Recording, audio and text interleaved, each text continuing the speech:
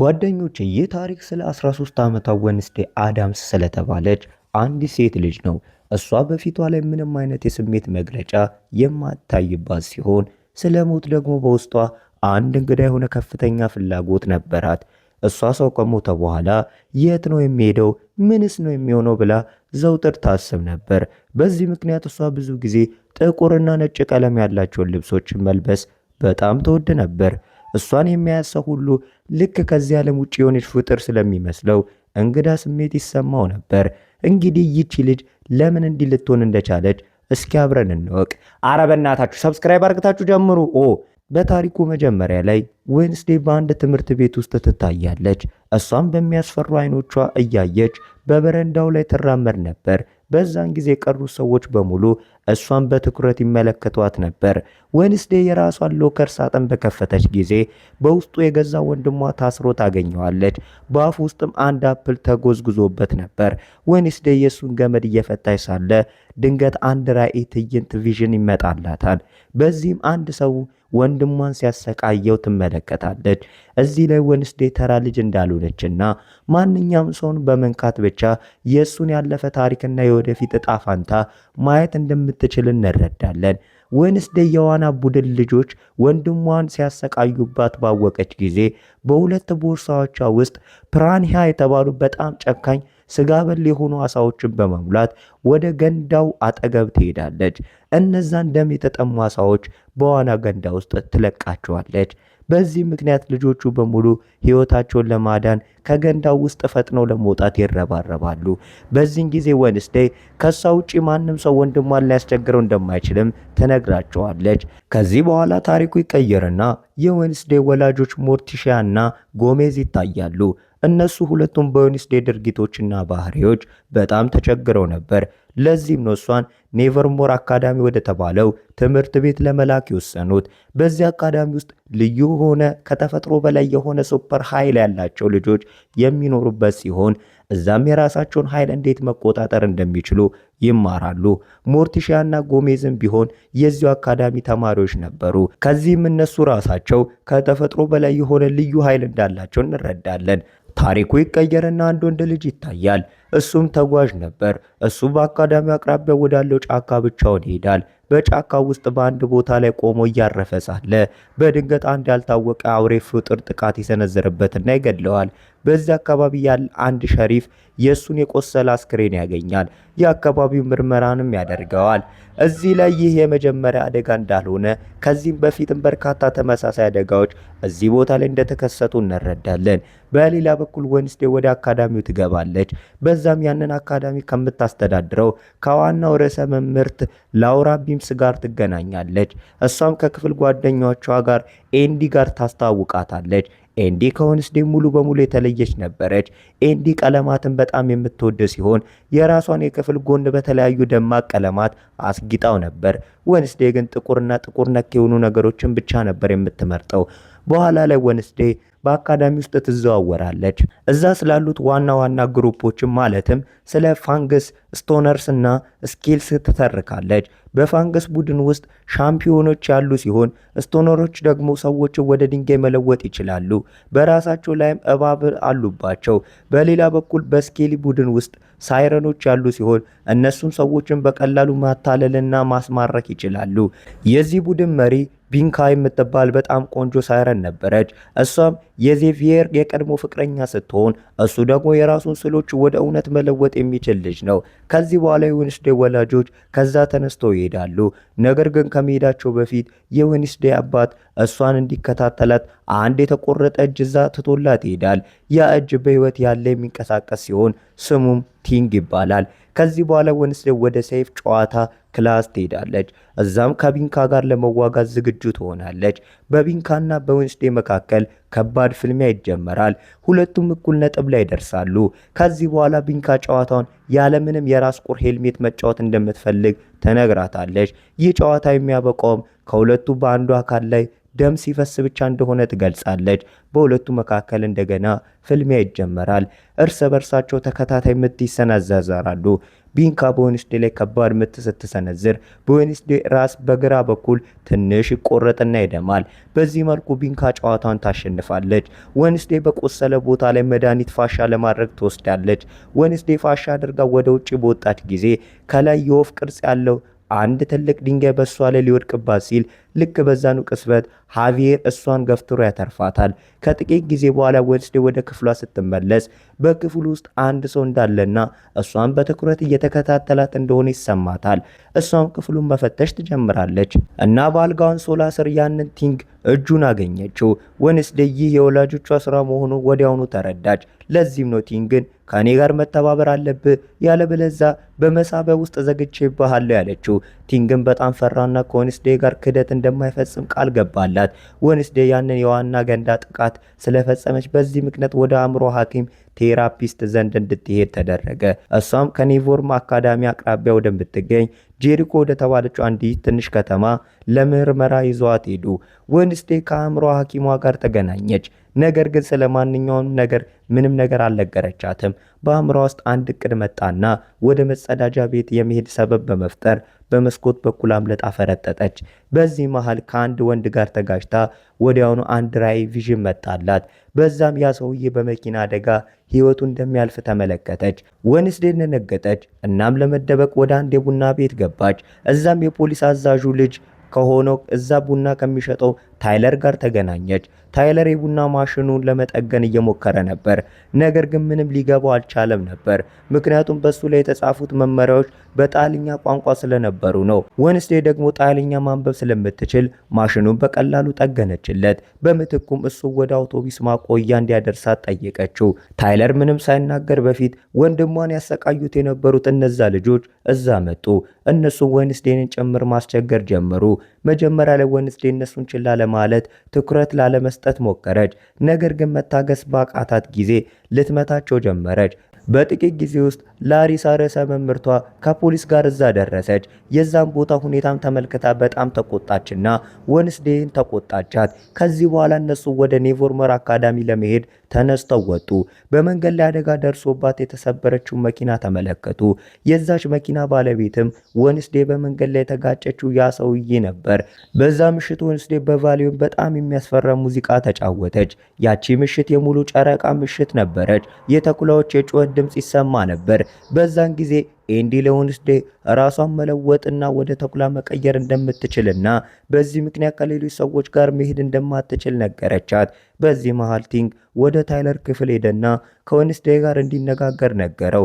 ታይለር በመፍራት የቲንግን ቃል ተቀበለና ከዌንስዴ ጋር የቪዲዮ ጥሪ ተነጋገረ። ዌንስዴ እሱን በሚመጣበት የከተማ ፌስቲቫል ላይ እንዲገናኛት ነገረችው። እዛም አብሮ ጊዜ እንደሚያሳልፉ ገለጸችለት። ነገር ግን እውነታው እሷ ከዛ ለማምለጥ ብቻ ነበር የፈለገችው። በዛ ፌስቲቫል ላይ ላሪሳ በዌንስዴ ላይ ልክ እንደ ንስር አይኗን ጥላ ትከታተላት ነበር። ይህ ቢሆን ዌንስዴ ከታይለር ጋር ለመገናኘት ተሳካላት። ሁለቱም ከዛ ሊያመልጡ ሲሉ ዌንስዴ ከክፍል ጓደኛዋ ሮዋን ጋር ተጋጨች። ሮዋን ወዲያውኑ ወደ ጫካው ሮጠ። ከሮዋን ጋር ከተጋጨች በኋላ ዌንስዴ አንድ ራዕይ መጣላት። በዚህም ሮዋን በጫካ ውስጥ በአንድ ፍጡር እጅ በጭካኔ እንደተገደለ ተመለከተች። እሷም ደነገጠችና የማምለጥ እቅዷን በመቀየር ሮዋንን ለማዳን ከበስተጀርባው ተከተለችው። ነገር ግን እሷ ምንም ከመናገሯ በፊት ሮዋን የራሱን ኃይል በመጠቀም ዌንስዴን ከዛፍ ጋር አጣብቆ ወደ ላይ ሰቀላት። ከዚህ በኋላ እሱ ስለገዛ እናቱ ለዌንስዴ ነገራት። እናቱ የወደፊት ማየት የምትችል ሴት ነበረች። እናቱ ከ25 ዓመት በፊት አንድ ስዕል ስለሳለችና ዌንስዴ ኔቨርሞር አካዳሚን ታጠፋለች ስላለች በዚህ ምክንያት ሮዋን ምንም መጥፎ ነገር ሳይከሰት በፊት ዌንስዴን እንደሚገላት ተናገረ። ከዚህ በኋላ እሱ በአስማት ኃይሉ የዌንስዴን አንገት ያንቃት ጀመር። ልክ በዚህ ጊዜ አንድ የማያስፈራ አውሬ በሱ ላይ ጥቃት ሰነዘረበት። ሮዋንን በጭካኔ ገሎ ከዛ ጠፋ። ዌንስዴ በሱ በተቆራረጠው አስክሬን ላይ ወድቆ የነበረውን የሮዋንን እናት የሰራችውን ያንን ስዕል አነሳች። ልክ በዚህን ጊዜ የፖሊስ አዛዡ ከፖሊስ መኮንኖቹ ጋር እዛ ደረሰና የሮዋንን አስክሬን ለመፈለግ ሞከረ። ነገር ግን አስክሬኑን ሊያገኙት አልቻሉም ነበር። ከዚህ በኋላ ወንስዴ ከፖሊሶቹ አዛዦቹ ጋር ትታያለች። እሷም ስለተከሰተው ድርጊት ነገረቻቸው። ነገር ግን አዛዡ ስለ አውሬው የተናገረችው ነገር ጨርሶ አላመነም። ይህንን ስራ የሰራው የኔቨርሞር አካዳሚ ተማሪ እንደሆነ ጠረጠረ። ልክ በዛን ጊዜ አንድ ፖሊስ መጣ። የወንስዴንም አይን በበሩ በኩል በሚመጣው በሮዋን ላይ አረፈች። እሱም በህይወት ነበር። ወንስዴ ወደ ክፍሏ በሄደች ጊዜ ኤንዲ ለጀልባው ውድድር ዝግጅት ላይ ተጠምዳ ተመለከተቻት። ይህ በየዓመቱ በአካዳሚ ውስጥ የሚካሄድ የጀልባው ውድድር ነበር። ወንስዴ ከላሪሳ የርዕሰ መምህርቷ ጋር ለመነጋገር ትሞክራለች። ነገር ግን ላሪሳ ለወንስዴ ሮዋን ከአካዳሚው ተባሯል ስትል ነገረቻት። በዚሁ መሰረት እሷ በሮዋን ላይ ክትትል እንዲያደርግ ቲንግን ከበስተጀርባው ላከችው። ከዛ ታሪኩ ይቀየርና ሮዋን ወደ ባቡር ጣቢያው ሲሄድ ይታያል። ቲንግ እሱን ይከታተለዋል። ሮዋን የአካባቢው ሁኔታ ከተመለከተ በኋላ ወደ መጸዳጃ ቤትም ገባ። እዛም የራሱን መልክ በመለወጥ ወደ አንድ አረጋዊ ሽማግሌ ሰው ተቀየረ። ነገር ግን ቲንግ መንገዱን ስለሳተው ሮዋን መልኩ ሲቀይር ሊመለከተው አልቻለም ነበር። ከዚህ በኋላ የአረጋዊ ሰው ወደ ላሪሳ መልክ ተቀየረ። ከዚህ የምንረዳው ላሪሳ ራሷን መልኳን በመለወጥ የሮዋንን ሞት ለመደበቅ እየሞከረች እንደነበረ ነው። ወንስዴ ሌላ አማራጭ ስላልነበራት ስለ ሮዋን ሞት ፍንጭ ለመፈለግ ወደ ጫካው ሄደች። እዛም የገዛ አባቱን እየተከታተለ የመጣው ታይለርን አገኘችው። ከጥቂት ጊዜ በኋላ ወንስዴ የሮዋንን መነጽር አገኘች። እሱም ባነሳች ጊዜም አንድ ራዕይ መጣላት። በዛም ሮዋን ሰማያዊ ቀለም ያላት አንድ መጽሐፍ ይዞ ተመለከተች። ከዛም መጽሐፍ ውስጥ የእናቱን ስዕል ተገኝቶ ነበር። ከዚህ በኋላ ወንስዴ ወዲያውኑ ወደ ክላስ አስተማሪዋ ዘንድ ሄደችና ስለ መጽሐፉ ጠየቀቻት። አስተማሪዋም ያ መጽሐፍ ናይት ቬድ ከተባለ የድሮ ተማሪዎች ማህበር ጋር የተያያዘ መሆኑን ነገረቻት። ነገር ግን ያ ማህበር ከብዙ ጊዜ በፊት ከትምህርት ቤቱ መወገዱን ገለጸች። ከዚህ በኋላ ወንስዴ በሮዋን ክፍል ውስጥ መጽሐፉን ለመፈለግ ትሄዳለች። በሮዋን አልጋ ስር አንድ ጭንብል ታገኛለች። እሷ ከዛ ልትወጣ ስትል ልክ በዛን ጊዜ የሮዋን የክፍል ጓደኛ ዜር ወደዛ መጣ። እሱን ስታየው ወንስዴ በአልጋው ስር ተደበቀች። ከዜር ጋር ለመገናኘት የእሱ የቀድሞ ፍቅረኛ ቢያንካ ደግሞ እዛ መጣች። ወንስዴ የሁለቱን ንግግር በሙሉ ሰማች። ከዛም ቢያንካ በሚመጣው የጀልባ ውድድር ላይ ኤንዲን ለማሸነፍ እቅድ ፕላን እያወጣች እንደሆነ ተረዳች። ከዚህ በኋላ ወንስዴ ወደ ገዛ ክፍሏ ተመለሰች እና ቢያንካ በውድድሩ ላይ ለማሸነፍ በውድድሩ ውስጥ ከኤንዲ ጎን ለመቆም ኤንዲን ለመርዳት ወሰነች። በማግስቱ ኤንዲና ወንስዴ ለውድድሩ ዝግጁ ሆኖ በዚህ ውድድር ላይ ማንኛውንም ነገር ማድረግ ይፈቀዳል። ለዚህም ነው ቢያንካ የዚህን እድል ለመጠቀም የሞከረችው። በውድድሩ ላይ 4 ቡድኖች ይሳተፉ ነበር። በሕጉ መሰረት ደግሞ ማናቸውም ቡድን በኩሬው ውስጥ ሳይወድቅ መድረሻው ቦታ ደርሶ ቀድሞ የተመለሰ ቡድን ውድድሩን ያሸንፋል። ውድድሩ ልክ እንደተጀመረ የባህር ደንጋጣ ሳይረን የሆነችውና የሌሎቹን ጀልባዎች ለማበላሸት የቢያንካ ረዳት የሆነችው ልጅ ወደ ኩሬው ውስጥ በመዝለል አንዱን ጀልባ አበላሸችው። በዚህ ምክንያት ያ ቡድን በኩሬ ውስጥ ወድቆ ከውድድሩ ውጭ ሆነ። ወንስዴይና ኤንዲ ግን በሙሉ ዝግጅት ውድድሩን እያደረጉ ነበር። ቲንግ እጁ ደግሞ በዛ ላይ የረዳቸው ነበር። በቲንግ እርዳታ እነሱ የቢያንካ ጓደኛ በአንድ ወጥመድ ውስጥ አጠመዷት። በውድድሩ መሃል ለወንስዴ አንድ ራዕይ ቪዥን መጣላት። በፊቷ ላይም ልክ ራሷን የምትመስል አንዲት ወርቃማ የፀጉር ቀለም ያላትን ሴት ልጅ ተመለከተች። እሷም ለወንስዴ አንቺ ቁልፍ ነሽ አለቻት። በዚህም ወንስዴ በጣም ግራ ተጋባች። ምንም ሊገባትም አልቻለም ነበር። ነገር ግን ልክ ወደ እውነተኛ ዓለም ስትመለስ የቢያንካ ጀልባ በውድድሩ ወደፊት ቀድማ መሄዷን ተረዳች። ነገር ግን እሷ ተስፋ አልቆረጠችም። የቢያንካን ተንኮል በራሷ ላይ በመመለስ የውድድርን አሸነፈች። ከ40 ዓመታት በኋላ ለመጀመሪያ ጊዜ ሳይረን ያልሆነው ቡድን ይህንን ውድድር አሸነፈ። ኤንዲም የዋንጫ ሽልማቱን ወሰደች። ነገር ግን ወንስዴ ብዙ ትኩረትና ጭብጨባ ስለማትወድ ከዛ ቦታ ወጥታ ሄደች። እሷ የአካዳሚ የድሮ ተማሪ ወደ ነበረው ወደ ዓለም ፖ ሐውልት አጠገብ ሄደች። በድንገትም አይኗ በሐውልቱ እጅ ላይ በተቀመጠው የድንጋይ መጽሐፍ ላይ አረፈ። እሱም በታች አንድ ምልክት ተመለከተች። ያ ምልክት ልክ ሮዋን ከመሞቱ በፊት ከሰጣት ስዕል ላይ ካለው ምልክት ጋር በትክክል አንድ አይነት ነበር። በዛ መጽሐፍ ውስጥ ወንስዴ አንዳንድ እንቆቅልሾችን አገኘች። እነሱም ወዲያውኑ ፈታቻቸው። አንድ ፍንጭም አገኘች። በዛ ፍንጭ መሰረት 2 ጊዜ ጣትን ማጣቀስና ማንጨብጨብ ያስፈልጎ ነበር። እሷ 2 ጊዜ ጣቷን ስታጨበጭብ በድንገት አንድ የተደበቀ ኮሊደር በሩ ተከፈተ። እዛም አንድ ሚስጥራዊ ክፍል ካሜራ ነበር። እዛም ውስጥ ወንስዴ የሮዋንን መጽሐፍ አገኘችው። በዛ መጽሐፍ ውስጥ ሮዋን ያንን ስዕል ቀዶ አስቀምጦት ነበር። እሷ ያንን መጽሐፍ በቦርሳው ውስጥ ከተተችው።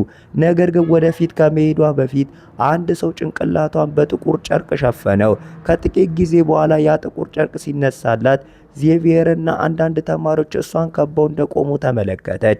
እነዚህም ሁሉ የናይት ሼድስ ማህበር አባላት ነበሩ። እዚህ ላይ ላሪሳ ርዕሰ መምህርቷ የእነሱን ቡድን አጥፍተው እንደነበረ ይታወቃል። ከዚህ በኋላ ዜር እሷን በቡድናቸው ውስጥ እንድትቀላቀል ጠየቃት። ነገር ግን ወንስዴ ፍቃደኛ አልሆነችም፣ እምቢ አለች እና ከዛ ወጥታ ሄደች። ከዚህ በኋላ ላሪሳ ስለ አውትሬች ዴይ አወጀች። በዚህም የአካዳሚ ተማሪዎች በሙሉ በከተማው ካሉ ተራ ሰዎች ጋር መገናኘት፣ አብረው መስራት ነበረባቸው። እነዚህ ተራ ሰዎች ኖሚስ ተራ ሰዎች ተብሎ ይጠራሉ። እነሱ ከተማው በደረሱ ጊዜ ወንስዴ ለዚቪየር የክፍል ጓደኛዋ ሮዋን መሞቱን ነገረችው። ነገር ግን እሱ በዚህ ንግግር ላይ እምነት አልነበረውም። ሮዋን አልሞተም፣ እሱ ከአካዳሚው ብቻ ነው የተባረረው አላት። ከዚህ በኋላ ወንስዴ የሮዋን እናት የሳለችውን ያንን ስዕል አሳየችው። ዚሄር ያንን ስዕል በትኩረት ተመለከተና በዚህ ስዕል ላይ ያለው ሰውዬ የጄሪኮን ከተማ የመሰረተ ሰው ነው፣ ስሙ ጆሴፍ ክራስቶን ይባላል አላት። ከጥቂት ጊዜ በኋላ ወንስዴ ወደ ፒልግሪም ወርልድ ለመሄድ ወሰነች። እዛም ስለ ከተማው ታሪክ ለማወቅ ይቻል ነበር። እዛ ዩጂን ከተባለ ልጅ ጋር ተገናኘች። እሱ የንብ ማራባት ክለብ አባል ሲሆን ከዚህ በፊት ተገናኝተው ነበር። በመካከላቸው ጓደኝነት ተፈጥሮም ነበር። ሁለቱም ማውራት ጀመሩና የአካባቢውን ነገሮች ተመለከቱ። ከዚህ በኋላ ተማሪዎቹ በሙሉ እዛ ካለችው አርሊን ከምትባል መሪ ጋር ተገናኙ። እሷም በፕሪሊንግ ወርልድ ውስጥ እየዞረች ስለ ጆሴፍ ክራስቶን ታሪካዊ ቅርሶች ነገረቻቸው። ለወንስዴ እነዚህ ነገሮች በሙሉ በጣም ሳቢ ሆነ አገኘቻቸው። እሷም ስለሱ ይበልጥ ለማወቅ ፈለገች። አርሊን ለነሱ በጆሴፍ ክራስቶን እርሻ ውስጥ የሚሰሩባቸው መሳሪያዎችን፣ የመመገቢያ ዕቃዎችና የቤተሰብ ክፍል እንዳላቸው ነገራቸው። ወንስዴ እዚህ መስራት እንደምትፈልግ ገለጸች። ነገር ግን አርሊን አንቺ የኒቮርመር ተማሪ ስለሆንሽ እዚህ መስራት አትችይም አለቻት። ነገረቻት። እነሱም ሁሉ በዚህ በድሮ መጋገሪያ ውስጥ ይሰራሉ። እናም ለመጎብኘት ለመጡ ሰዎች ኬክ ያድላሉ። በኋላ ላይ ወንስዴና ዩጂን ወደ ክርስቶን የቤተሰብ ክፍል በድብቅ ገቡ። እዛም ዩጂን አንዲት ስዕል አገኘ። በዛይ ስዕል ላይ ወንስዴ በራእይ የተመለከተቻት ያቺ ሴት ልጅ ነበረች። ከጥቂት ጊዜ በኋላ እሷ ያቺ ልጅ ይዛው የነበረችውን ያንን መጽሐፍ ደግሞ አገኘችው። ወንስዴ የዛ መጽሐፍ ገጾች በሙሉ ባዶ በመሆናቸው ተመለከተች።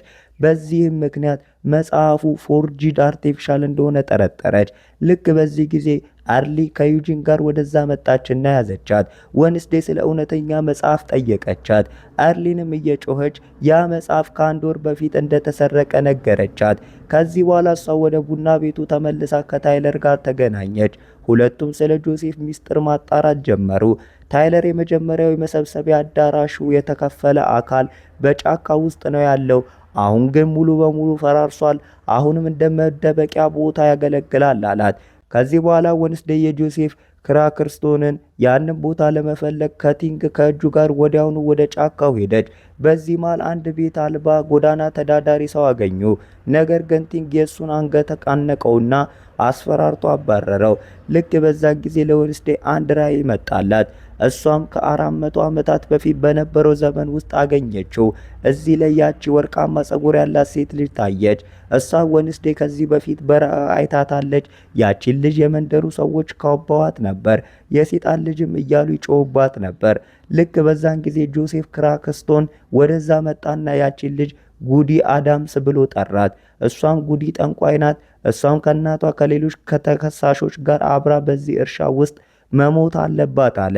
ለዚህም ምላሽ ሲሰጥ ጉዲ ጆሴፍ መሬቷን እንደቀማት፣ የብዙ ንጹሃንን ሰዎች ሕይወት እንዳጠፋና ሰላማቸውን እንዳሳጣቸው ተናገረች። ጆሴፍ በጣም ተቆጣና ጉዲን ለጥቂት ጊዜ አፈጠጠባት። ከዛም በዛ እርሻ ላይ እሳት ለኩሶ ጉዲ እናቷን ለማዳን ሞከረች። ነገር ግን ጥረቷ ሁሉ ከንቱ ሆነ። ምንም ተስፋ ባልቀረበት ጊዜ እሷ በአንድ የጎሮ በር በኩል ወጥታ ከዛ መለጠች። ወንስዴ እዛ ተደብቃ ይህንን ሁሉ ትመለከት ነበር። ጉዲ ወዲያውኑ ወደ ወንስዴ ቀረበችና ጆሴፍ ሁላችንንም እስካላጠፋ ድረስ ይህንን ውጊያ ጨርሶ አያቆምም አለቻት። ከዚህ ራእይ በኋላ ወንስዴ ወደ እውነተኛው ዓለም ተመለሰች። እሷም አሁን ያየችው ነገር ሁሉ ለቲንግ ነገረችው። ንግግራቸው ገና ሳያበቃ በድንገት ያሮዋንን የገደለው የሚያስፈራራው አውሬ በፊታቸው ታየ። ልክ በዚህ ሰዓት ዝናብ መዝነብ ጀመረ። ወንስዴ በዝናብ ውስጥ እየረጠበች ከበስተጀርባዋ ሮጠች። ነገር ግን እሱ በጣም ቀድሟት ሄደ። ወንስዴ የእግሩን አሻራ ተከትላ መሄድ ጀመረች። ነገር ግን በድንገት የአውሬ እግር አሻራ ወደ ሰው እግር አሻራነት ተቀየረ። ከዚህም የአውሬ አንድ የሰው ልጅ እንደሆነ ታወቀ። ልክ በዛን ጊዜ ወንስዴ ከዜቪየር ጋር ተጋጨችና ያየችውን ነገር ሁሉ ነገረችው። ዜቪየር የእግሩን አሻራ ማየት ፈለገ። ነገር ግን በዝናቡ ምክንያት የእግሩ አሻራ በሙሉ ጠፍቶ ነበር። በማግስቱ በከተማ ውስጥ የጆሴፍ ክራክስቶን አዲስ ሐውልት ለመመረቅ ህዝቡ በሙሉ ተሰብስቦ ነበር። የሙዚቃ ቡድኑም ሙዚቃ መጫወት ጀመረ። እናም የከተማው ከንቲባ ሐውልቱን መረቁ። ነገር ግን ልክ በዚህ ጊዜ ቲንግ በዌንስዴ ትዕዛዝ መሰረት ሐውልቱን በፈንጂ አፈነዳው። ህዝቡን በሙሉ በፍርሃት መሮጥ ጀመረ። በዌንስዴ አይኖች ውስጥ የበቀል ብርሃን ይታይ ነበር። እሷም አሁን ቫዮሊኑን ትጫወት ነበር። ከዚህ በኋላ ላሪሳ በዌንስዴ ላይ ጮኸችባት። ምክንያቱም ይህ ሁሉ የዌንስዴ ስራ እንደሆነ ስላሰበች ነው። ወንስዴ ግን እኔ ምንም ያደረኩት ነገር የለም አለች። ወንስዴ በላሪሳ ላይ ጥፋቱን እያሳበበች አንቺ በጫካ ውስጥ ስላለው ገዳይ አደጋ እውነቱን እያወቅሽ እንዳላወቀ ለመምሰል እየሞከርሽ ነው አለቻት። በዚህም ምሽት ወንስዴ ያገኘችውን የቤት አልባ ሰው በጫካ ውስጥ ይታያል። ልክ በዚህ ጊዜ የአውሬ ጥቃት ሰነዘረበት። የአረጋዊ ሰው እጅ ላይ አንድ ካሜራ የነበረ ሲሆን የዛ ቦታ ምስል በውስጡ ተቀርጾ ከጥቂት ጊዜ በኋላ የፖሊስ አዛዡና የእሱ ቡድን በጫካው በኩል ወደዛ ፍርስራሽ ቦታ ደረሱ። የዛንም ቤት አልባ አረጋዊ አስክሬን አገኙት። ያንንም ካሜራ አገኙት። በውስጡም የአደጋው ሰዓት ቪዲዮ ነበረበት። እሱም እውነተኛውን ወንጀለኛ ፊት ለፊት ሊያወጣው የሚችል ነበር። የካሜራው ምስል በትልቁ ተለይቶ በታየ ጊዜ የፖሊስ አዛዡ የገዳዩ ፊት ተመለከተ። እሱም ልክ ከቅዠት ዓለም የወጣ የሚመስል የአንድ አውሬ ፊት ነበር። ፓርትቱ አለ። ይሄ ፊልም በጣም በኢየሱስ ስም እንዴት ልበላችሁ፣ በቃ የሚገርም ፊልም ነው። ሲዝን 1 ሲዝን 2 በጣም ጭፍጭፍ አድርጌ ነው ያየሁት እና ለምን ይሄን ፊልም አላቀርብላችሁም ብዬ ነው። ሙዳችሁ ታይቶ ነው። ፓርትቱ ካላችሁ ፓርትቱ ይወጣላችሁ። በቃ አቦ ፓርትቱ የምትፈልጉ ሰዎች ካላችሁ እንደ ሙዳችሁ ነው እንትን ይባላል። ግን ሰብስክራይብ 10,000 ገብተናል። ቴንኪዩ ለማለት ፈልጋለሁ። ግን በጣም ችግር ውስጥ እየገባን ነው። በጣም ብዙ ችግር ውስጥ እየገባው ነው። ቻናሌ በጣም አደጋ ላይ ነው። እንዳለ አይታችሁት ከሆነ ቪዲዮቹን አሊስት አድርጌያቸዋለሁ እና በጣም ብቻ እስቲ እናንተ ሰብስክራይብ አድርጉ። የእናንተ እይታ ነው። በቃ እናወራለን ቀጣይ ላይ